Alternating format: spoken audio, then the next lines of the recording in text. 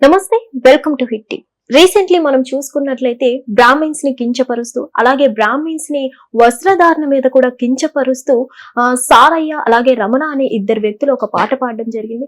వీటి మీద స్పందించడానికి ఈ రోజు మనతో పాటు కిరణ్ శర్మ గురువు గారు ఉన్నారు. వారు ఎలా తెలియజేస్తారు, దీని మీద ఎలా స్పందిస్తారో చూద్దాం. నమస్తే గురువు గారు. అఖండ ఐశ్వర్యమస్తున్నా. గురుగారు, ఇప్పుడు బ్రాహ్మిన్స్ వస్త్రధారణ మీద, అలాగే వాళ్ళ మాట తీరు మీద, వాళ్ళ మీద పాట పాడుతూ ఇలా చేశారు కదా, వీటి మీద మీరు ఎలా స్పందిస్తారు? ఒకటి నేనేమంటానంటే, ఇప్పుడు ప్రస్తుతానికి మన ఇంటికి వచ్చినటువంటి మీరు, నా ఎదురుకున్నటువంటి కెమెరామెన్ కులం గురించి కానీ మతం గురించి కానీ అడిగి మిమ్మల్ని లోపల రమ్మన్నానా? First priority. అంటే మీరు ఫోన్లో చేశారు, గురుగా నాకు ఒక చిన్న ఇన్ఫర్మేషన్ కావాలి, మీ యొక్క అభిప్రాయం కావాలని అడిగారు. సరే, అప్పుడు నేను వెంటనే మీ కులం ఏంటని అడిగాను. మరి కెమెరామెన్ ఏ కులం కూడా అడిగాను. సరే, ఆయన మాదిగా అయితే నేను రావద్దని చెప్పాను. అంటే ఇక్కడ మారుతున్న కాలం సమాజంతో పాటుగా మనం మారాలి. సో ఒకప్పుడు ఏదో మా తాత ఏదో గొడవ చేసి చెప్పేసి ఇప్పుడు నన్ను వచ్చేసి దండిస్తా అంటే కుదరదుగా, అది కాన్స్టిట్యూషన్ కూడా ఒప్పుకోదు, కోర్టు కూడా ఒప్పుకోదు. ఈ రెండు కూడా ఒప్పుకున్నప్పుడు నేనెందుకు వీళ్ళు చెప్పినటువంటి తప్పుడు మాటలు నేను దాన్ని స్వీకరించాలి? అంటే ఎవరు మాట్లాడలే కదా అంటే అది ఒక రకమైనటువంటి భావోద్వేగాన్ని ప్రకటించే హక్కు మాకు ఉంటుంది. ఆయన పాట రూపంలో చెప్పినప్పుడు నేను ఒక టీవీకి కూడా పాట రూపంలో సమాధానం ఇచ్చాను. అంటే ఊరోరి సారి అయినట్టుగా మాట్లాడాను. అంటే ఒక భావోద్వేగం, అది నాకున్నటువంటి ఒక బలం. అరే నేను ఏది ప్రభుత్వం నుంచి కానీ ఇతరత్ర విషయాల నుంచి నేను అనుభవించట్లేదు, బట్ ఐఎమ్ పేయింగ్ ట్యాక్స్. ఒక బ్రాహ్మణుడిగా నేను బండి కొన్నప్పుడు, ఇల్లు కొన్నప్పుడు, ఏది చేసినా సరే ఒక వస్తువు కొని ట్యాక్స్ కడుతున్నాను. నేను ఏదైనా ఉద్యోగానికి అప్లై చేస్తే తప్పకుండా నేను 100% కడుతున్నాను. బట్ నేను రిజర్వేషన్ లేదుగా, నేను రిజర్వేషన్ అనుభవించట్లేగా. నేనేమి దాని గురించి అవుతాయో నా రిజర్వేషన్ పోతుందని చెప్పేసి నేను దాని గురించి తప్పుగా మాట్లాడలే కదా, నేను ఎప్పుడు కూడా మాట్లాడలేదు. అరే ఓకే రైట్, మా తాతలు ముత్తాతలు ఎవడో తప్పు చేశాడు, రైట్ యాక్సెప్టెడ్, నేను యాక్సెప్టెడ్ అంటున్నది కూడా. But I'm not sure about that. Accepted ఎందుకు? సరే ఏదో పెద్ద పెద్ద వాళ్ళు చెప్పారని చెప్పేసి. కొంతమంది నేను మొన్న చేసినటువంటి ఒక వీడియోకి కింద కామెంట్ ఇచ్చారు, నువ్వు రాజ్యాంగాన్ని అంబేద్కర్ తీసుకొస్తున్నావు, తేనెతుట్టు కలుపుతున్నావు అంటాడు. తేనెతుట్టు కలపడం ఏంటి? ఓపెన్ రాజ్యాంగం బయట ఉంది, పుస్తకంలో ఉంది, చూసుకోవాలి మీరు. బట్ ఈ రాజ్యాంగం రాసింది బిఆర్ అంబేద్కర్ అనే విషయం కాదు. అక్కడ is a drafting committee chairman, రాజ్యాంగ నిర్మాతలు అని ఒక భాగం. కాదంటూ అంటే నువ్వు రాజ్యాంగం తూపుతున్నావు, బిఆర్ అంబేద్కర్ జరుపుతున్నావు, నువ్వు తేనెతుట్టు కలుపుతున్నావు. ఒక తేనెతుట్టు అంటే కలపడం నాకు భయమా? దాన్ని కామెంట్స్ చూసిన దాన్ని కూడా నేను దేనికి భయపడేవాడిని కాదు. భయపడితే ఇట్లా తీవి ముందుకు రాను కదా. ఇప్పుడు అలా అని చెప్పేసి నాకు వాక్ స్వాతంత్ర స్వేచ్ఛ నాకు ఉందిగా. ఇప్పుడు ఒకవేళ ఆయన వెంటనే ఆయన పాడిన పాటకి సారీ చెప్తే నేను పాడిన పాటకి సారీ చెప్పేస్తాను. అయ్యో నేను అక్కడ కులం గురించి ప్రస్తావన చేయలేదు, సారయ్యదే కులం రమణదే కులం నేను ప్రస్తావన చేయలేదు. బట్ నువ్వు బాపనోడా వాడికి బలిసి చొక్కా వేసుకోలేదు అనే మాట మాడితే నాకు అహంకారం వస్తుందిగా. పోనీ ఇప్పుడేమన్నా ఈ 2 నెలల నుంచి చొక్కా ఎక్కువ కనబడుతున్నా ఈటీవీ అయినా, గత 10 సంవత్సరాలుగా నా యూట్యూబ్ ఛానల్లో ఇలాగ చొక్కా లేకుండానే వస్త్రదానం చేస్తాను. ఏ పురోహితుడైనా సరే వస్త్రము తీసి చొక్కా ఇప్పి పక్కన పెట్టి పురోహితం చేయాలి. అది వస్త్రం లేకుండా చేయాలి, అది సంప్రదాయం. దట్ ఇస్ రూల్ ఫాలో అవ్వాలి. ఇప్పుడు డ్రాఫ్టింగ్ కమిటీ చైర్మన్ గా ఉన్నటువంటి 7 మందిలో మీకు తెలుసో తెలీదో, డ్రాఫ్టింగ్ కమిటీ చైర్మన్ లో 3 బ్రాహ్మణులు ఉన్నారు. అప్పుడు ఇది కాన్స్టిట్యూషన్ డ్రాఫ్టింగ్ చైర్మన్ గా బీఆర్ ఉన్నప్పుడు 3 బ్రాహ్మణులు ఉన్నారు ఉన్న 7 మందిలో. అంటే మోర్ దెన్ 40% వాళ్ళేగా. అటువంటి బ్రాహ్మణులు ఇతన్ని నిమ్న కులస్తులను మీరు అనుకుంటున్నారు, ఆ వ్యక్తిని చైర్మన్ ఎలా చేస్తారమ్మా? అప్పుడు అంటరానితనం ఉంటే ఎలా చేస్తారు మీరు? ఒకసారి కామన్ సెన్స్ గా ఆలోచించండి.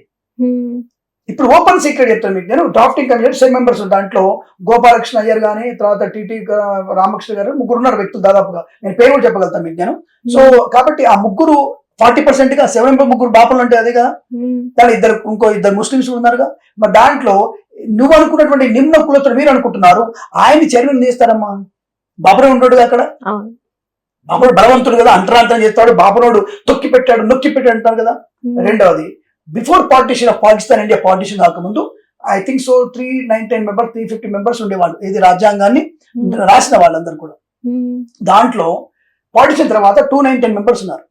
రాజ్యాంగం రాసిన తర్వాత పాకిస్తాన్ సపరేట్ అయిన తర్వాత 290 మెంబర్స్ ఉన్నారు. దాంట్లో మీరు నమ్ముతున్న నెంబరు మోర్ దెన్ 25% బ్రాహ్మణులు ఉన్నారు. దాంట్లో మోర్ దెన్ 25% బ్రాహ్మణ్స్ ఉన్నారు దాంట్లో, మొత్తం దాంట్లో. మరి వాళ్ళే చైర్మన్ అవ్వచ్చు అన్నిటికీ. అంటే ఇక్కడ 76 మంది పైచీలకు మీకు బ్రాహ్మణ్స్ ఉన్నారు 300 కమిటీ మెంబర్లలో. అలాంటిది మరి మిమ్మల్ని ఎందుకు మరి మిగతా కులాల వారిని వాళ్ళు చైర్మన్ గా చేశారు? కొంతమంది ఆలోచించేటువంటి సామాజిక మానవుడు, సమాజంలో ఉన్న మనం కులాలకు అతీతంగా మాడుకున్నాం, అక్కడ ఆయన చైర్మన్ ఎట్లా అయ్యాడు? దీనికి ప్రశ్న సమాధానం చెప్పగలుగుతారా? రెండవది, లాలా లజపతి రాయ్ అలాగే మనకు ఉన్నటువంటి పెద్ద పెద్ద వ్యక్తులు బాలగంగాధర్ తిలక్ విడో పెళ్లి చేయమని, అంటే విడో లాంటి చేయొద్దని, మూఢనమ్మకాలు దూరంగా ఉండాలని. అలాగే మనకి కొంతమంది దాంట్లో చాలా మంది తప్పుడు సమాధానం ఇస్తారు. ఆడపిల్లలు పెళ్ళైన మూడు చనిపోతే ముగ్గురితో పాటు దాన్ని పడేసేసి చంపేమని చెప్పేసి. లేదు, వాళ్ళకై వాళ్ళు స్వతంత్రులుగా వెళ్ళి ఆత్మార్పణ చేసుకోవడం అనేది అది ఉందో కాలంలో ఉంది. అది ఇప్పుడు అట్లా లేదనుకుంటా, సమాజం మారిపోయింది, కలియుగంలో నిషేధం, అది లేదు. Okay, right. అలాంటిది నువ్వు ఈ బ్రాహ్మణుని ఎత్తి చూపడానికి కారణం ఏంటి? నా ప్రశ్న అది. నువ్వు నవ సమాజ నిర్మాణం ఉన్నావా, నీ పాట ద్వారా చైతన్యం చేస్తావా? రైట్, అన్ని కులాల వాడిని, అందులో బాపులోని చేయి, మాదిగోని చేయి, గొల్లోని చేయి, చాకులోని చేయి, ఎవడైనా చెయ్యి, ఏ కులమని చేసేయి. లేదు కులానికి వద్దనుకుంటున్నావా, సనాధర్మాన్ని ఉద్ధరిస్తాను దానికి చేయి. లేదు సనాధర్మం కూడా లేదు నాకు, ముస్లిమ్స్ ఒకటే, క్రిస్టియన్స్ ఒకటే, జైనులు ఒకటే, సిక్కులు ఒకటే అంటావా? అందరి గురించి పాట రాయి. ఇలా ఉందా మనం, ఇలా జాగ్రత్తగా ఉందా, పాట రాయి. నేను అప్రిషియేట్ చేస్తాను, నేను కూడా సపోర్ట్ ఇస్తా. నేను నీతో పాటు వచ్చేస్తే గజ్జి కట్టుకుని నేను కూడా వేగుతా నీతో పాటు వచ్చేసి, అది సిద్ధంగా ఉన్నా కదా నేను. అలాంటిది నువ్వు బాపునోడు పొట్ట మీద, బాపునోడు జంధ్యం మీద, అంటే నీకు జంధ్యం అంటే భయం, నీకు జంధ్యం అంటే భయం, నీకు అంటే నీకు భయం కాబట్టే నువ్వు ఎగిరి పడుతున్నావు, తాటాకు మీద చప్పుడులాగా నువ్వు ఎగిరి పడుతున్నావు. దానికోసం మేము సమాధానం చెప్పకపోతే కష్టం కదా. కాబట్టి నా కులాన్ని ప్రస్తావన చేస్తే ఎవరికైనా ఒక బాధ ఉంటుంది. కులం అనేది నా తల్లి లాంటిది. నా తల్లి మాట్లాడితే ఎవడైనా ఒకడు, నలుగురు కొడుకులో ఒకడు బయట రాకపోవచ్చు, బట్ నలుగురు కొడుకు నేను ఒకటి వచ్చాను బయటికి, నేను మాట్లాడతాను తప్పకుండా. ఇప్పుడు నువ్వు పాటకి పాడినందుకు తప్పు చెప్పు, నేను ఏ పాట పాడినందుకు నిన్నేదైనా మాట పొరపాటు నన్ను ఉంటే మాత్రం దాన్ని ఏ సమాధానం చెప్తే క్షమాపణ అడుగుతాను. బహిరంగంగా హిట్ ది ద్వారా కానీ ఇతర టీవీ ఛానల్ ద్వారా నేను కూడా క్షమాపణ అడుగుతాను గ్యారంటీగా. నువ్వు క్షమాపణ అడగలేదు, నేను ఇలా క్షమాపణ అడగకుండా అలాగే ఉంటాను, నీ గురించి నేను మాట్లాడుతూనే ఉంటాను. ఇంకొకటి, నీ కులం గురించి నేను ప్రస్తావించాలా ఎప్పుడు కూడా, నేను మనిషిగానే చూస్తున్నాను నేను, అది మానవతావాదం అంటే. రెండవది, మీరు నేనేమంటానంటే, ఇప్పుడు మన రాజ్యాంగ నిర్మాణంలో ఉన్నటువంటి ఎవరైనా సరే పెద్దవాళ్ళు చెప్పిందంటే, రిజర్వేషన్ ని అనుభవించి ప్రయోజకులైన తర్వాత దాన్ని వదిలేయాలి, అది చెప్పబడింది. దాన్ని మీరు పాటిస్తున్నారా? నిజమైనటువంటి నాస్తికవాదులు సమసమాజ నిర్మాణం కోసం పాటుపడుతుంటే మీరు రిజర్వేషన్ ని ఇంకా ఎందుకు అనుభవిస్తున్నారు? ఇది నా ప్రశ్న. నా కుల గురించి మాట్లాడు, but I'm not in reservation category, but with knowledge నేను నా కూతుర్ని, నా పిల్లల్ని డెవలప్ చేసుకుంటున్నాను నాలెడ్జ్ తోనే చదువులో. ఇప్పుడు మీరుండండి, ఇప్పుడు జిఎస్టీ రాయాలి, ఇప్పుడు ఐఎల్స్ రాయాలంటే నీకు ఎస్సీ ఎస్టీ అడుగుతారు అక్కడ, IELTS రాయాలంటే నీకు ఎస్టీ ఎస్టీ సర్టిఫికేట్ సరిపోదు అక్కడ, వేస్ట్. పక్కన నువ్వు ముందు డబ్బులు కట్టు, ఎగ్జామ్ రాయి, టాలెంట్ ఉంటే పాస్ అవ్వు, పర్సెంటేజ్ వచ్చిందా, ఎన్ని బ్యాంక్స్ వచ్చాయి, లైక్ నేను గో వెళ్ళొచ్చు పెద్ద కాలేజ్కి. GRE రాయి, రిజర్వేషన్ ఉందా? ఎవరు చెప్పారు మీ రిజర్వేషన్ ఉందని? ఎక్కడుందమ్మా? అది టాలెంట్, అది నాలెడ్జ్ మాత్రమే. దాన్ని ఎంతమంది ప్రూవ్ చేసుకుంటున్నారు? ఆ నాలెడ్జ్ వాళ్ళందరూ కూడా, అది ఎస్సీ ఎస్టీ జైనులు ఎవరైనా సరే, నాలెడ్జ్ నోడు బాపునోడే. బాపునోడు అంటే జ్ఞానం ఉన్నవాడు అని అర్థం. ఇందులో చెడ్డవాళ్ళు లేదంటే చెడ్డవాళ్ళు నడుపుకుంటున్నాడు, తాగుబోతున్నాడు, తిరిగిపోతున్నాడు, దరిద్రున్నాడు, పుండాకూరు ఉన్నాడు, హంతకుడు ఉన్నాడు, రేపిస్ట్ కూడా ఉన్నాడు బాపులలో. నీ కులంలో లేడా? నువ్వు కులంలో లేడా? నీకు రాజకీయ నాయకులు లేడా? నీకు రాజకీయం తప్పు చేయట్లేడా? నాకు రాజకీయ తప్పు చేయట్లేడా? తప్పు చేసి అందరికీ అందాం, దానికి కులమైన ట్యాగ్ వేస్తే నాలంటోడు బయటకు వస్తాడు. అప్పుడు నేను మిమ్మల్ని వేలెత్తి చూపించి, ఇప్పుడు నా వైపు చూపించావు, వాడు 3,000 నీ వైపు ఉన్నాయిగా, ఆ 3,000 నీ వైపు చూపిస్తా, 5,000 నీ వైపు చూపిస్తాను నేను. దట్ ఈస్ నాకున్నటువంటి ఒక పొగరు అనుకోండి, ఒక దర్పం అనుకోండి. ఇప్పుడు ఏది మాట్లాడినా సరే చదువుకున్నోడిగా మాట్లాడతాను, విత్ ఇన్ఫర్మేషన్. మీకు ఏ ప్రూఫ్ వల్ల ఇప్పిస్తాను మీకు నేను. 299 మందిలో 76 మంది బ్రాపర్లు ఉన్నారా?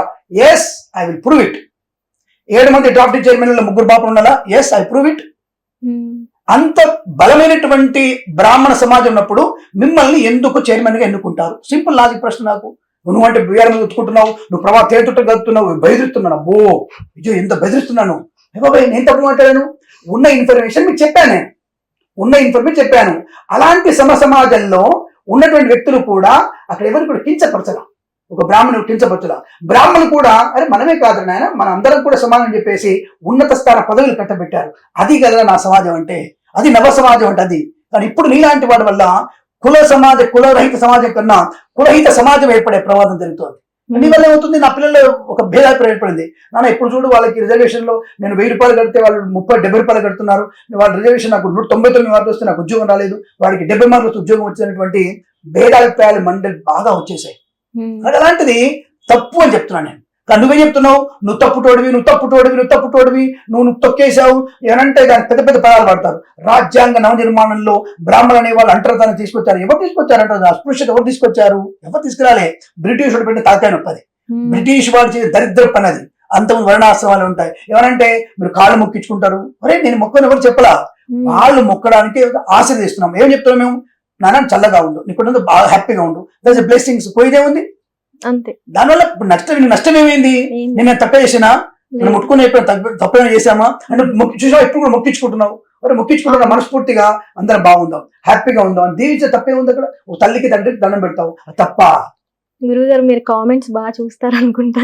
ఎవ్రీ కామెంట్ కి సమాధానం చెప్పగలిగే అవకాశం నాకు ఉందమ్మా. ఎందుకంటే సమాజంలో మనం తప్పు మాట్లాడుతున్నామా, ఉప్పు మాట్లాడుతున్నామా, దాన్ని సరిదిద్దుకునే ప్రయత్నం కూడా చేయాలి. నేను తప్పు మాట్లాడితే తప్పకుండా సరిదిద్దుకుంటాను, దానికి ఎటువంటి నేను వెనక్కి వెళ్ళను. ఇప్పుడు ఆయన ఇచ్చినటువంటి ఆ పాట చూసి మీ టీవీ లాంటి యాంకర్ పంపిస్తే ఆ పాట చూసుకుంటే నేను 4 ముక్కలు రాశాను అంతే. దాంట్లో ఎంత భావోద్వేగం ఉంటుంది. అరే నీ బతుకు నువ్వు బతుకుతున్నావు. ఆయన అంటాడు, నీ శ్రమ హారతి ఇచ్చేసి దేవునికి అభిషేకించి హారతి ఇచ్చేసి ఓ అలసిపోయినట్టుగా వచ్చి చూడగలుగుతావంట. ఎందుకు ఏం చేస్తావు? నువ్వు పాటలు పాడుకుంటూ 4 ముక్కలు ఎగరంగానే సరిపోయిందా? నీ అనుకున్నాడు ఎంత కష్టపడతాడు, ఎంత గద్దె కట్టుకుంటారు, స్టేజ్ వేస్తాడు వాడు, ఆ స్టేజ్ మీద ఎంత కష్టపడ్డాడు, వాడి పేరు వచ్చిందా? నువ్వు పాడుతున్న పాట మీద స్టేజ్ కట్టిన పేరు వచ్చిందా? బ్యానర్ కట్టిన పేరు ఇచ్చినావు, ఎందుకు ఇవ్వలేమను? ఎందుకంటే దాంట్లో రెడ్డోడు ఉన్నాడు, దాంట్లో మాలోడు ఉన్నాడు, దాని మాదిగోడు ఉన్నాడు, బాపుడు దాంట్లో ఉంటాడు, సౌండ్ పెట్టినోడు బాపుడు ఉంటాడు. లేడని నాకు లేదు కదా. నువ్వు అందులో పని చేసే ప్రతి ఒక్కరు ఒక పని, అది వాళ్ళ ధర్మం. కలెక్టర్ గారు ఉన్నారు, ఆయన కష్టపడుతున్నాడా? ఇప్పుడు ఆయన కూడా నిమ్న కులస్తులు ఆయన అనుకుంటున్న మాటల్లో తప్పుడు అంటే తక్కువ కులస్తులు మీరు అనుకుంటున్నారు. వాళ్ళు కలెక్టర్ ఉన్నారు ఇప్పుడు దాదాపుగా నాకు తెలిసి మోర్ దెన్ 60% వాళ్ళు ఉన్నారు. వాళ్ళు బోలోడు కష్టపడుతున్నారా? పాడబట్టాడా, గడ్డ పాడబట్టాడా, నేల దున్నాడా, దుక్కి దున్నాడా, నారు పోసాడా, నీరు పోసాడా, ఏం పోసాడని ఆయన కలెక్టర్ గారికి ఆయన కష్టపడి ఆయన మరి ఇప్పుడు నేను ఆయన మీరేం చేశారో మీరు, నువ్వు తక్కువ కులమోడివి, నువ్వు కష్టపడకుండా నువ్వు కలెక్టర్ గా డబ్బులు దుబ్బానా? కలెక్టర్కు ఉండే విచక్షణ జ్ఞానం వేరు, ఆయనకు ఉండేటువంటి నిర్వహణ బాధ్యత వేరు. ఆయనకు దాదాపుగా 5 లక్షల మంది మీద ఫోకస్ ఉంటుంది. ఆయన మెదడు చాలా చురుగ్గా పనిచేస్తుంది. ఆయన విజ్ఞత, అది ఎవరిని ఎక్కడ నియమించాలి, ఎవరితో ఏ పని చేయాలి ఆయన తెలుస్తుంది. అక్కడ బాపునోడా, మాదిగోడా, డక్కల, చుక్కల, లాకల ఏది అడగం అక్కడ. అతను కలెక్టరు, అక్కడ అధికారి, ఆ జిల్లాకి అధికారి. ఆయన మీద పనిచేసే వాళ్ళు చాలా మంది ఉంటారు. గురుగారు ఇప్పుడు చాలా మంది జంధ్యం మీద కూడా కించపరుస్తూ మాట్లాడుతున్నారు. అలాగే మీరు ఇందాక అన్నారు జంధ్యం అంటే వాళ్ళకి భయం అని. ఎందుకు, ఏ భయం అంటారు? ఒకటి నిష్ఠ, ఒక పరిమితి పెట్టుకుంటాం. మనము ఎవరిని కూడా హింసించకూడదు. వాక్తో గాని, మాటతో గాని, చేతితో గాని, మనసుతో గాని ఎవరిని మనం హింస పెట్టకూడదు. నిత్య నైమిత్తిక కామ్య కర్మలు మనం చేసుకోవాలి. ఏమిటి దాంట్లో అంటే లోకమంతా బాగుండటానికి భగవంతుడిని ఆరాధించేటువంటి శక్తిని ఒక మంత్రాన్ని నీకు ఇచ్చాడు. చదువుకుంటూ నువ్వు దేవుడి సమాజంలో దేవుడి వైపు ఉంటూ లోకమంతా బలంగా ఉండాలి, చల్లగా ఉండాలి, వృక్ష సంపద ఉండాలి, జంతు సంపద బాగా ఉండాలి, ప్రకృతి బాగా ఉండాలి, జనాలు బాగా ఉండాలి ఉంది నిత్య నైమిత్తిక కామ్యకర్మలు. కామ్యకర్మ ఒకటి మా కామ్యకర్మ అంటే ఏంటి? మేము కూడా బతకాలి కదా. దానికోసం అని ఒక వ్రతమో యజ్ఞమో చేసినప్పుడు పెద్ద పెద్ద వాళ్ళు డబ్బున్న వాళ్ళు అందులో మాదిగా ఎవరైనా డబ్బున్న దొరికింది ఆయన యజ్ఞం చేస్తున్నా ఒక 100 రూపాయలు ఇవ్వండి అని కామ్యకర్మలు కూడా పూర్తి చేసుకోవడానికి వ్రతమో యజ్ఞమో వివాహమో చేసి సంపాదించి మా పుట్ట పోసుకోవాలిగా. దానికి నిత్య కర్మలు, నైమిత్తిక కర్మలు, కామ్యకర్మలు ఉంటాయి. దానికి ప్రతీకగా జంధ్యం వేసుకుంటాం. అంటే మేము చేసేటువంటి విద్యుత్ ధర్మాన్ని వేసుకుంటాం. నువ్వు కలెక్టర్ ఏం చెప్తాడు? నేను దేవుడికి ప్రమాణం చెప్తున్నాను, నేను ఎవరికి లొంగనని, నేను జాగ్రత్తగా ఉంటానని ఎలా నువ్వు చేతితో ప్రమాణం చేశావో, భగవద్గీతనో ఇంకో దాని మీదనో ఖురాన్ మీదనో చేశావో, అలాగే ఇది ప్రమాణం మాకనేది దైవంతో సమానం. గాయత్రి, సావిత్రి అనేది మాకు దైవంతో సమానం. మా దైవాన్ని మేము తల్లి కంటే గొప్పగా చూస్తాం. అలాంటి నా తల్లిని నువ్వు తప్పుకు హింసించేసి 3 రోజులు జంధ్యం బయటపడే అంటే నీకెందుకు నేను బయటపడేయాలి? నువ్వెవరు అడగడానికి? నన్ను నీకు అధికారం ఏముంది అడగడానికి? నేను అన్నానా నువ్వు చెడ్డీ పేసి బట్టలు పేసి బయట తిరగని చెప్పి అన్నానా? అంటే అప్పుడు నువ్వు నా అర్థం చెందుకోవడుతున్నావు. ఇది తప్పు మాట తప్ప నువ్వు సమాజ నిర్మాణంలో భాగస్వామి రైతులకు ఉపదడానికి ఇప్పుడు రైతుల గురించి మాట్లాడుతున్నావు కదా. నువ్వు రైతుల్ని విశిక్ష లేకుండా అస్పృశ్యత చేశారు, రాజ్యాంగంలో మాకు హక్కులు కోల్పోయారని పెద్ద పెద్ద మాటలు మాట్లాడుతుంటారు. రైతులు బాగుండాలి కదా. ఇప్పుడు రైతులు ఇప్పుడు నష్టపోతున్నారు చాలా మందికి. ఈ రైతుల కోసం నువ్వేం చేసావు చెప్పు నాకు? అసలు ఎరువులు వాడడం వల్ల రైతు చాలా నష్టపోతున్నాడు, భూమి సారం కోల్పోతుంది, అది నీకు తెలుసు. దాన్ని నేను ప్రచారం చేసావా? ఆయన ఎరువులు వాడకుండా సేంద్రియ ఎరువు వాడండి, ఆవు పేడ, ఆవుది కావాలి, అది దాన్ని డెవలప్ చేసి చెప్పావు కనీసం? అది లేదు. అబ్బదొద్దు మనకొద్దు, కాంట్రవర్సీ మాట్లాడదాం, ఒక రాయిద్దాం, అది మన మీద పెళ్ళిన తర్వాత మనం చూసుకుని ఎంజాయ్ చేద్దాం మనం అనేటువంటి సమాజంలో మీరున్నారు. కాబట్టి రమణకు కానీ సారయ్య కానీ ఒకటే మాట ఏంటంటే తప్పుడు మాట్లాడండి. సమాజ హితం కోసం అందరినీ సమానంగా చూడండి, సమానంగా మీరు డెవలప్ చేయండి, అప్పుడు మేము అభిషేకం. కానీ ఒక బాపుల మీద పడి ఏడ్చేటువంటి మీకు తగిన బుద్ధి మనకు చెప్పాల్సి వస్తుంది. దానికి భయపడేటువంటి రోజులు ఎప్పుడో పోయినాయి. పప్పన్నంతో పాటుగా ఎర్రకారం ఆవకాయ తినేటువంటి స్థాయి మాకు ఉంది. కాబట్టి ఒకసారి ఆవకాయ తింటే మాకు కూడా మంట రేగుతుంది. కాబట్టి దానివల్ల కొద్దిగా ప్రమాదం. అంటే ప్రమాదం అంటే సార్ బెదిరిస్తున్నారా, ఆయన కొడతారా అంటున్నాం. అలా కొట్టాల్సిన అక్కర్లేదు, కొట్టేవాడు భగవంతుడు. అదే కదా నిత్య నైమిత్తికం అంటదే, ఈ జంధ్యం అంటే అదే. వద్దు, భగవంతుడు చూసుకుంటాడు. భగవంతుడు పూజిస్తాం మేము. నీకు ఎటువంటి పాపం కలగాలో ఆ పాపం కూడా పోవడానికి పూజిస్తాం. నిజంగా చెప్పాలంటే అసలు అటువంటి పాపం కలగడానికి నీకు పూజ చేస్తాం మేము. కాబట్టి నీ కర్మ ఫలితం అనుభవిస్తావు గ్యారెంటీగా. దానికి కొంతమంది మంచిగా ఉంటారమ్మా. ఇప్పుడు మనకి మీ నమ్ముతాడు మరో అనవసర విషయం కాదు కానీ అవసరం ఇది. ఇప్పుడు బెంగళూరు నుంచి ఒకడు వస్తాడు, ఒక ముస్లిం, డైరెక్ట్ గా జూబ్లీస్ పెద్దమ్మ గుడికి వస్తాడు, ఏదో పెద్దమ్మ గుడికి వస్తాడు, దాన్ని ఉచ్చబోస్తాడు, దాన్ని కొడతాడు, కొడతాడు. వెంటనే వాడికి సర్టిఫికెట్ ఉంటుంది, పిచ్చోడు, అమాయకుడు. మళ్ళీ వెంటనే వాడు సికింద్రాబాద్ అమ్మవారి గుడికి వెళ్తాడు, అక్కడ అమ్మవారిని ఉచ్చబోస్తాడు, ఇరగొడతాడు, చంపేస్తాడు, అది అమ్మవారి విగ్రహం ఇరగొడతాడు, వాడికి సర్టిఫికెట్ ఎంబడే వస్తాడు. పాపం పిచ్చోడు, అమాయకుడు. బెంగళూరు నుంచి ఇక్కడికే వస్తారు వాళ్ళు, బొంబాయి నుంచి అక్కడి నుంచి ఇక్కడికే వస్తారు వాళ్ళు, బెంగాల్ నుంచి ఇక్కడికే వస్తారు వాళ్ళు. వచ్చి కేవలం వాళ్ళు మసీదులకు వెళ్ళరు, చర్చిలకు వెళ్ళరు, సిక్కుల గుళ్ళకి వెళ్ళరు, కేవలం సనాధర్మం గుళ్ళకి చేసి వేరే గొట్టి చేస్తారు. అంటే కేవలం వాళ్ళకి పిచ్చి ఎలా ఉంటుంది అంటే, ఆ పిచ్చి అనొద్దు కదా, సారీ, మానసిక వికలాంగులు. ఆ మానసిక వికలాంగులు కేవలం సనాధర్మాల విగ్రహాలు మాత్రమే తుంచేస్తారు. అదే అటువంటి మానసిక పిచ్చి ఉంది వాళ్ళకి. దానికి కోర్టు దానికి అప్పీల్ చేసి ఒక పిచ్చోడిని అప్పీల్ చేసి బయటకు పంపించేయండి. ఇలాంటి పిచ్చోళ్ళు చాలా మంది అయిపోయి ఇప్పుడు మన స్వధర్మంలోనే పిచ్చోళ్ళు పెరిగిపోయారు. ఇప్పుడు నేను ఏ కేటగిరీ తీసుకోవాలి? నేను విజ్ఞానవంతుడు అనుకోవాలా, పిచ్చివాడు అనుకోవాలి? నేనేం చేస్తున్నా అంటే, మానసిక వికలాంగుడు నువ్వు, నీ కోసం దేవుడు దండం పెట్టుకున్నా, స్వామి ఈ రోజు తప్పకుండా రమణ కానీ సారే కానీ అటువంటి సమాజం, అంటే సనాధర్మాన్ని నాశనం చేసే నాస్తిక సమాజంలో వాళ్ళకి మంచి బుద్ధిని కలిగించు, వాళ్ళకి జన విజ్ఞానంలో మంచి ఉన్నత స్థాయి ప్రయోజనం కలుగుతాని మీ ప్రేక్షకుల ముందుగా నేను వారిని ప్రార్థన చేస్తున్నాను, వారిని పూజిస్తాను కూడా. శ్రీ మహాలక్ష్మిని పూజిస్తున్నాను, నేను రాముని పూజిస్తున్నాను, నేను వారికి మంచి బుద్ధిని ప్రసాదిస్తాను అని చెప్పేసి. గురువు గారు, ఇందాక మీరు అన్నారు కదా, హిందూ అయినా బ్రాహ్మణ్ అయినా సరే, క్రిస్టియన్ అయినా ఎవరైనా సరే తప్పులు చేస్తూ ఉంటారు, తప్పులు చేయకుండా ఉండరు అని. సో ఒక తప్పు చేసినందుకు మొత్తం ఎంటైర్ వాళ్ళ క్యాస్ట్ ని అనడం కరెక్ట్ అంటారా? అదే చెప్తుంది, అందుకే ఎంత ఉక్రోషం పెరిగింది, అందుకే కదా. ఇప్పుడు టెర్రరిస్ట్ ఇది చేశాడంటే ఆ ముస్లిం వాళ్ళందరూ టెర్రరిస్టులే, ఒక బ్రాహ్మణ్ ఇలా చేశాడంటే ఆ బ్రాహ్మిన్స్ అందరూ ఇంతే అని ఇలా అనడం కరెక్టే అంటారు. ఒకటి ఏంటంటే, ముస్లింస్ టెర్రరిస్ట్లా అనే విషయాన్ని చూసుకుంటే దొరికిన ప్రతి ఒక్కడు ముస్లిమే ఉన్నాడు. టెర్రరిస్ట్ ఉన్నటువంటి ప్రతి వాడు ముస్లింగానే ఉన్నాడు. దాన్ని తీసుకొని మళ్ళీ బాబుని గంటగట్టకండి, మీదో కాంట్రవర్సీ. ఎందుకంటే ఒక చెడ్డవాడితో పోల్చడం నేను కూడా యాక్సెప్ట్ చేయండి. ఇప్పుడు దొరికినటువంటి వ్యక్తులు చెడ్డ పనులు చేసిన వాళ్ళందరూ కూడా దాదాపు ముస్లింసే ఉన్నారు. దాని హిందూ లేరని చెప్పట్లే, బట్ దొరికిన వాళ్ళందరూ మాక్సిమం ఈ మధ్యనటువంటి బాంబ్ బ్లాస్టింగ్లతో సహా మొత్తం కూడా పుల్వామా దాడి సహా ముస్లింస్ చెడ్డవాళ్ళు కనబడుతున్నారు. కాబట్టి ప్రతి ముస్లింని అవతల అనడానికి అవకాశం ఉంది. కానీ ఏ బాపనోడు నేను తప్పుగా మాట్లాడు ఈ సమాజంలో ఇప్పుడున్నటువంటి 1970, 1980 తర్వాత అస్పృశ్యత ఎక్కడ కనిపించింది నీకు? నా ఇంట్లో కనిపించిందా? పొన్న బ్రాహ్మణ సమాజంలో కనిపించిందా? వాళ్ళ పెళ్లి కోసం భట్టి విక్రమార్క ఎవరు? ఇప్పుడు తెలంగాణ డిప్యూటీ సీఎం ఎవరు? ఏ కులం వాళ్ళు? ఆయనకి వెళ్ళి మేము కలశం పట్టి పూజ చేసాం. ఆయన ఇంట్లో మేము పూజలు చేశాం. మేము ఎంతమంది 100 మంది బ్రాహ్మణ అంటే పూజ జరిగింది. రేవంత్ రెడ్డి ఏం బాపనోడా? ఆయన ఇంట్లో ఆశీర్వాదం జరగట్లేదా? రెండు సింపుల్. ఎందుకండి ఇప్పుడు కాంట్రవర్సీ బాగా వస్తుంది మీకు. మొన్నటికి మొన్న మనం గౌరవనీయ ముఖ్యమంత్రి రేవంత్ రెడ్డి గారు మన విజయశేఖర భారత స్వామి గారు వచ్చినప్పుడు ఒక వస్త్రధారణతో కనబడ్డారు. మీకు చొక్కా లేకుండా, ప్యాంట్ లేకుండా, లుంగి కట్టుకొని కండు వేసుకొని వెళ్ళాలి అక్కడికి. అది పద్ధతి, అంతే పద్ధతి. అది అలా వెళ్ళారు కదా. ఇప్పుడు దాని గురించి ఏమంటాడు ఇప్పుడు సారయ్య? ఇప్పుడు మాట్లాడదాం. ఇప్పుడు రేవంత్ రెడ్డి గురించి ఒక పాట పాడు సారయ్య. ఓ రెడ్డివాడ నువ్వేందిరో, నువ్వు గడ్డ కంచె వేసుకున్నావు, నువ్వు గడ్డ లుంగి కట్టుకున్నావు ఎందురు అని అడుగు. ఒక పాట పాడు చూస్తా నేను. ఊరుకుంటారా? ఇప్పుడున్నటువంటి ప్రభుత్వం ఊరుకుంటుందా? ఊరుకోరు. అంటే ఒక సంప్రదాయం, ఒక వ్యక్తి దగ్గర వెళ్ళడానికి ఒక రూల్స్ ఉంటాయి. ఒక వ్యక్తి ఒక దాని ఏంటంటే ప్రోటోకాల్ ఉంటుంది. ఆ ప్రోటోకాల్ ఫాలో అవ్వాల్సిందే. ఆఫ్టర్ నువ్వు పెట్టుకున్నటువంటి ఉద్యోగానికి, నువ్వు పెట్టుకున్నటువంటి ముఖ్యమంత్రి పదవికి, రాష్ట్రపతి పదవికి, బీసీ ప్రధానమంత్రి పదవికి ప్రోటోకాల్ ఉంటే సనాతన ధర్మంలో ప్రోటోకాల్ ఇది. That is called jandhyam. It's a protocol. ఇది మ్యాండేటరీ. ఇది నీలాంటి వాళ్ళు కొన్ని 100 మంది, 1,00,000 మంది చెప్పినా ఇది ఎవడు కూడా ఒప్పుకో, అది జరుగుతూనే ఉంటుంది. ఇట్లాంటి వాళ్ళు ఒక 70-80 ఏళ్ళ నుంచి అరుస్తూనే ఉన్నారు. బ్రిటిష్ వాళ్ళు పెట్టినటువంటి మంట అది పొగలాగా పెరుగుతూనే, అప్పుడప్పుడు అది నివురుగా నిప్పులాగా బయటకు వస్తుంటుంది. మళ్ళీ మా అలాంటి వాళ్ళు చల్లారుతూనే ఉంటారు, అది జరుగుతూనే ఉంటుంది. దాని గురించి పెద్దగా డిస్కషన్స్ అక్కర్లేదు. ఇప్పుడు సారయ్య గారు మీకు ముందే ఏమైనా తెలుసా, లేదంటే ఈ సాంగ్ వల్లే మీకు తెలిసిందా? సారయ్య గారు నాకేం తెలుస్తామా, నేను ఆయుధులు ఆయన ఆయుధులు. మరి ఎందువల్ల సారయ్య ఇలా పాడారంటారు? ఎవరైనా వెనకుండి చేశారంటారు? ఒకటి గుర్తుపెట్టుకోండి, ఆ మనిషికి ఏ పని చేత కాకపోవచ్చు, అరే సమాజంలో నాకు ఏ పని దొరకలేని భావన కావచ్చు. అంటే ఇందాక అన్నాం కదా, మానసిక వికలాంగులు ఉన్నాం కదా. ఇక ఇతను కూడా నాకేం సంపాదన రావట్లే, ఒక బాపనాడు నేనే ఉన్నాను, నా కారు మంచి కారు, నేను కారు వెళ్తూ ఆయన చూసింటాడు రోడ్డు మీద బైక్ మీద పోతూ, నీ అమ్మాయి బాపు నా కొడుకునికి ఇంత పెద్ద కారు ఉంది, నేను ఇంత కష్టపడుతున్నా, రిజర్వేషన్ కేటగిరీలో నాకు ఇది రాలేదన్నటువంటి భావన కలిగిందేమో, లేదా వాళ్ళ పిల్లలకి రిజర్వేషన్ సరిగ్గా సీట్ రాలేదేమో, ఆయన భార్యకి రిజర్వేషన్ కేటగిరీ ఉద్యోగం రాలేదేమో, మేబీ. కానీ ఆ ఉక్రోషం ఉండవచ్చును. లేదా ఆయన సమాజం, ఏ సమాజం చూసాడు? ఆయన వయసు ఎంత? నాకు తెలిసి 30-40 ఏళ్ళు ఉంటాయి అనుకుంటా. ఏ సమాజం చూసావు నువ్వు? నా వయసు 55 ఏళ్ళు.